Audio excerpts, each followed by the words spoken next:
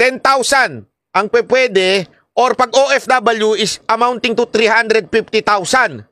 Okay? Pero kasi alam nyo, nung panahon ni Pangulong Duterte, kabilin-bilinan na yan eh. Huwag nang gagalawin yung mga balikbayan, huwag nang bubuksan. Naalala nyo yun?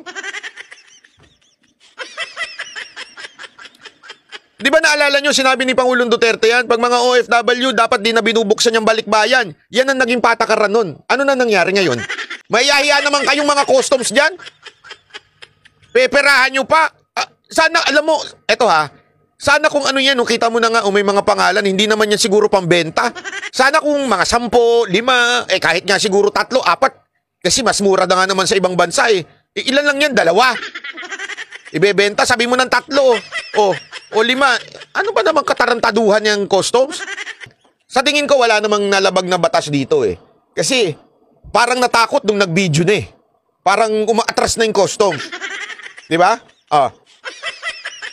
Alam mo magandang gawin nyo dito sa susunod, ha? Pag sinabihan kayong bawal i-video, iganon nyo yung muka. Yung muka mismo. Kasi nung sinabihan siyang ibawal yung video, naputol yung video eh. Next time, iganon nyo. Hindi ho kayo ikukulong pag kinuhanan nyo ng video. Tandaan niyo, sila ho ay public. Public servant ho sila. Mga OFW, pag sinabihan kayo, ikukulong kayo, huwag kayong matakot. Ipadala nyo kagad sa SMNI. Ipadala nyo kay banatbyofficial@gmail.com. Hindi tama yan eh, yung sasabihan ka na hindi pwedeng i-video. Ang kapal na mukha mo, sino ka? Anong bawal? Pinakikialaman nyo yung gamit, gusto nyo kayo lang ang hindi pwedeng kumuha ng video, kapal ang mukha ninyo. Anong tinatago nyo dyan? Ate Babet, sorry, nawala yung na bag. Nandito siya sa isa sa mga luggage dito, so nanakaw dito sa Clark Airport. Galit at dismayado si Jovenal de la Cruz nang makita ang mga bagaheng dala niya mula sa Canada. Bukas at nawawala ang mga mamahaling gamit. Ang isang balikbayan box wala ng laman at ang mga maleta, sinira ang mga padlock at zipper. Wasak yung, nakita namin wasak yung mga zipper. So wasak lahat. Wasak. Ito, wasak din siya oh. And then yung box namin bukas na nung dumating kami.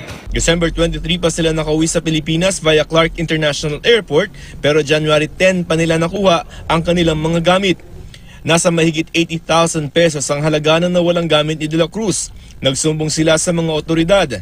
Pinulong ni Pangulong Rodrigo Duterte si De La Cruz, kanyang asawa at mga opisyal ng Clark. Galit ang Pangulo sa nangyari kay De La Cruz. Patayin mo na lang. Takin mo lang yung pulis doon. Marami yan dyan.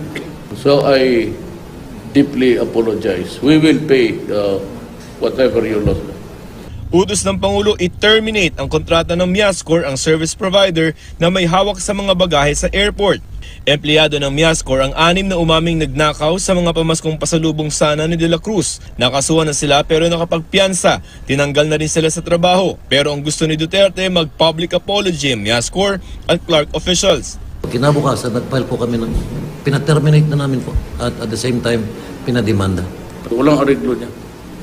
Pag hindi, parang ako kaya, kung hindi ninyong gawin, ako ang papatay dyan. Isasalvage ka, tingnan. Babala pa ng Pangulo, isang beses pa na may manakawan, sisibakin niya ang mga opisyal ng airport. Pinalalagyan na rin niya ng mga security camera ang mga CR, maliban na lamang ang mga CR ng mga babae. Lagyan ninyo camera pati yung tao kung tumatay. Everywhere. Except yung women's washroom. Maglagay kayo dyan ng isang security guard. Naman isang security guard 24 hours. And the cleaning should be done not hourly after each use. Sinabi ngayon ng Manila International Airport Authority na hindi na i-renew ang kontrata ng Miascor. We have issued already a non-renewal of their license to operate dito po sa ating paliparan. Pinigyan po namin sila ng 60 days to wind down their operation. Nagtapos na ang lease agreement ng MIA sa Miascor noong March 2017. Mula noon, monthly basis na ang kontrata nila. Hindi pa masabi ng MIA kung ilang empleyado ng Miascor ang mawawalan ng trabaho. Ipinag-utos na rin daw ni Transportation Secretary Arthur Togade na magkaroon ng mga bodycam ang mga service providers.